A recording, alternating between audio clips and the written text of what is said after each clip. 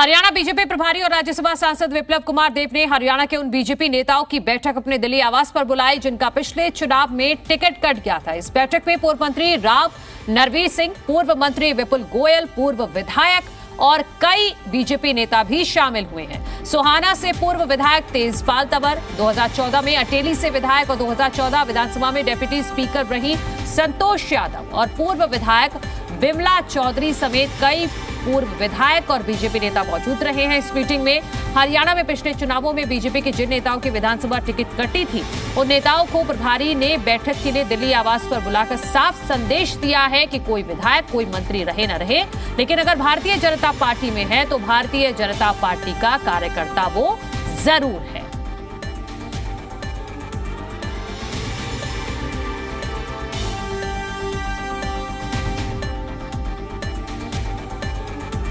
तो बीजेपी नेताओं में एक नई तरीके से जान फूंकी है। बीजेपी के हरियाणा प्रभारी विप्लव कुमार देव ने उन्होंने अपने आवास पर एक मीटिंग बुलाई जिसमें राव नरवीर, विपुल गोयल, तेजपाल तंवर, इसके अलावा कई पूर्व विधायक और कई बीजेपी नेता शामिल रहे। संतोष यादव भी यहां पर मौजूद रही और यही बताया जा रहा है इस मीटिंग को लेकर कि दरअसल ये सारी कवायद 2024 को लेकर हो रही है कि ये साफ संदेश दिया गया है कि अगर किसी को टिकट ना भी मिले तो भी निराश नहीं होना है, वो सबसे पहले बीजेपी का कार्यकर्ता है। इसी वजह से ग्राउंड जीरो पर लगातार इसी तरह से मेहनत करते रहनी है।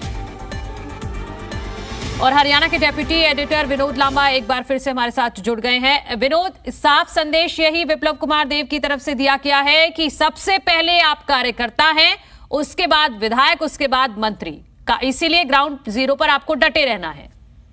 सबसे पहले आप कार्यकर्ता हैं, उसके बाद आप पूर्व विधायक और पूर्व मंत्री हैं, क्योंकि ये मौजूदा मंत्री और मौजूदा विधायकों की बैठक नहीं थी। पूर्व विधायक, मंत्री और डिप्टी स्पीकर, जैसे मैंने बताया, संतोष यादव भी इस बैठक में मौजूद रही थी। बिमला चौधरी की बात कर लीजिए, महेश गिरी पूर्व सांसद की बात कर लीजिए, विपुल गोयल एक जो बड़े हैवीवेट कैबिनेट मंत्री हुआ करते थे 2014 सरकार में मिड में बने थे, राव नरवीर की बात कर लीजिए, बादशाहपुर विधानसभा से आते थे। और इसी तरह से अगर बिमला चौधरी की बात की जाए, अटेली से विधायक और विधानसभा में 2014 के में डिप्टी स्पीकर संतोष यादव। यही है कि जो कटी पतंग एक कह लीजिए या कहें कि इस सटायर में हो सकता है कि जो टिकट की रेस में नेता चूक गए थे लेकिन उनको भी खोना नहीं चाहते, उनको भी चैनलाइज करते हुए कहीं ना कहीं बीजेपी के लिए इस्तेमाल करना चाहते हैं और साफ तौर पे उनको भी आगे लेके आना चाहते हैं। तो ये निश्चित तौर पर जो चूके हुए जो रेस के घोड़े हैं उन पर भी दाव लगाना या फिर उनको साथ लेने की जो रणनीति है, इसमें जो तमाम बड़े नामों का मैंने जिक्र किया, राव नरवीर, विपुल गोयल, संतोष यादव पूर्व डिप्टी जो स्पीकर थी, ये 3-4 बड़े नाम हैं। और सोहाना से विधायक की अगर बात कर लीजिए, पूर्व विधायक की, और इस तरह से जो तमाम लीडर्स के नाम के तौर के साथ ही इस बैठक का जो अब तक जानकारी सामने आ रही है, जो जानकारी मिल पा रही है, वो काफी महत्वपूर्ण हो जाती है। जी बिल्कुल विनोद, 2024 के लिहाज से ही ये बैठकों का दौर तो बीजेपी की तरफ से शुरू कर दिया गया है, लेकिन जो मीटिंग का जो आफ्टर इफेक्ट होता है वो हर बार अब देखते हैं कि जब इस तरह की मीटिंग होती है तो उसके आफ्टर इफेक्ट भी आपको कुछ दिनों बाद दिखने शुरू हो जाते हैं।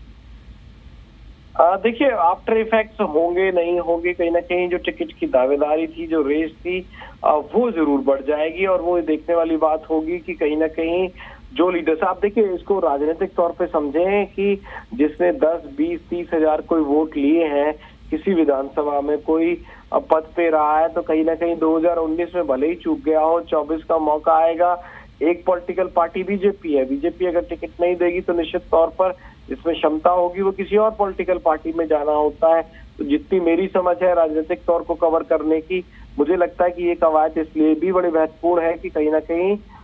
यही बीजेपी के पुराने चेहरे कहीं ना कहीं 2024 में बागी ना हो। ये किसी ने कहा नहीं है, किसी को कोट नहीं कर सकते, लेकिन ये कहीं ना कहीं रणनीति का हिस्सा जरूर होगा और कहीं ना कहीं ताकत बढ़ाना चाहते हैं हरियाणा बीजेपी के प्रभारी।